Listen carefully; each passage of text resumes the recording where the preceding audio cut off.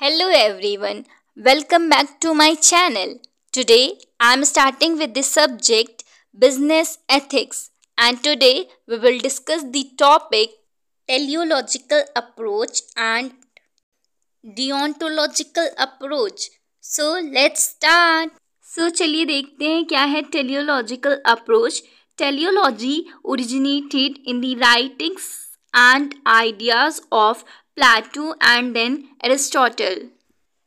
ये जो teleology word है ये first time Plato and Aristotle ने यूज़ किया था अपनी बुक में.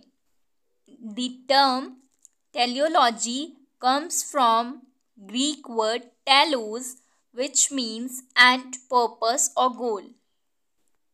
ये जो टर्म है teleology ये ग्रीक वर्ड टेलोस से आया है जिसका मतलब है एंड रिजल्ट या पर्पस या फिर गोल. ये दोनों पॉइंट्स ही बहुत ज़्यादा इम्पोर्टेंट हैं, तो आप प्लीज़ इन्हें याद रखिएगा. A teleological approach is a way of thinking about things that focuses on the purpose or end of something rather than the means or process. Teleological approach basically क्या है कि किसी भी बिहेवियर का एंड रिजल्ट क्या था ये उस पर डिपेंड करेगा कि वो बिहेवियर सही था या गलत था. ये सिर्फ एंड रिजल्ट पे फोकस करेगा, ना कि आपके एक्शंस पे फोकस करेगा कि कैसे आपने उसको अचीव किया है. A teleological approach judges actions by their consequences. It considers the goodness and badness of the result of a decision and whether they achieve a goal. इस अप्रोच के अकॉर्डिंग अगर किसी भी बिहेवियर का कॉन्सिक्वेंसेस या and result वो अगर सही है तो बिहेवियर सही है, अगर वो गलत है तो बिहेवियर गलत है. फॉर एग्ज़ाम्पल दो स्टूडेंट हैं, दोनों ने यूपीएससी एग्ज़ाम दिया और दोनों ने ही यूपीएससी एग्ज़ाम क्लियर कर लिया, लेकिन उसमें से एक स्टूडेंट जो है उसने चीटिंग करके एग्ज़ाम क्लियर किया है और ऑन द अदर हैंड वही जो दूसरा स्टूडेंट है उसने अपने हार्डवर्क से एग्ज़ाम क्लियर किया. लेकिन अकॉर्डिंग टू दिस अप्रोच दोनों ही स्टूडेंट सही हैं, क्योंकि जो ये अप्रोच है ये कॉन्सिक्वेंसेस या एंड रिजल्ट पे फोकस करता है. अगर वो सही है तो बिहेवियर सही है, अगर वो गलत है तो बिहेवियर गलत है.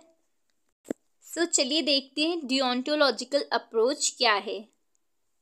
The German philosopher Immanuel Kant, known as father of deontology, an ethical approach that focuses on rules and professional duties.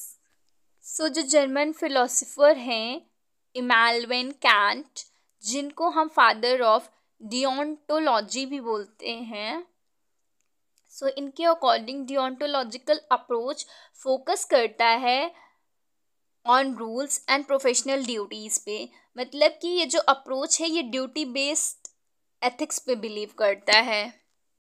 The word deontology comes from the Greek word deon which means obligation और duty. जो word है deontology ये derive कहाँ से हुआ है? Greek word डिओन से, जिसका मतलब है ऑब्लिगेशन और duty.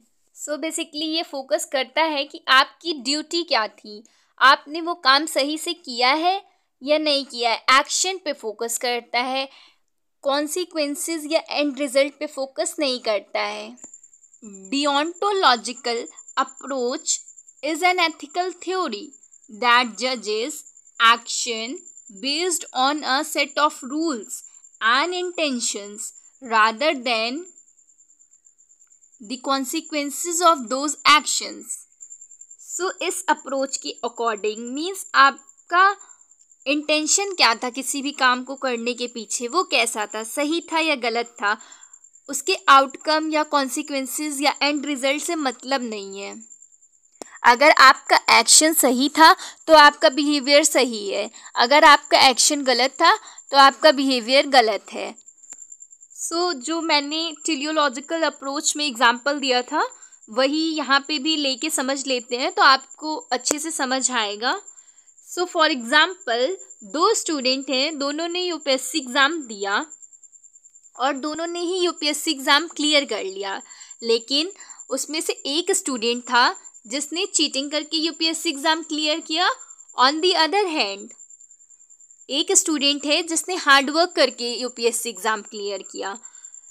So according to डियोंटोलॉजिकल approach, जिस स्टूडेंट ने चीटिंग करके एग्ज़ाम क्लियर किया वो गलत है, क्योंकि डियोंटोलॉजिकल अप्रोच एंड रिजल्ट या कॉन्सिक्वेंसेस पे फोकस नहीं करता है, ये एक्शन पे फोकस करता है। अगर आपका एक्शन सही था तो आपका बिहेवियर सही है, अगर आपका एक्शन गलत था तो आपका बिहेवियर भी गलत है।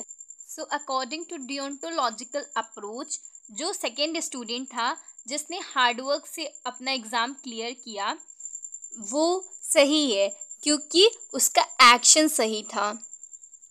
सो उसका बिहेवियर भी सही है। सो I hope this video is helpful for you. If you like my video, do subscribe to my channel and press the bell icon for more updates. Thanks for watching.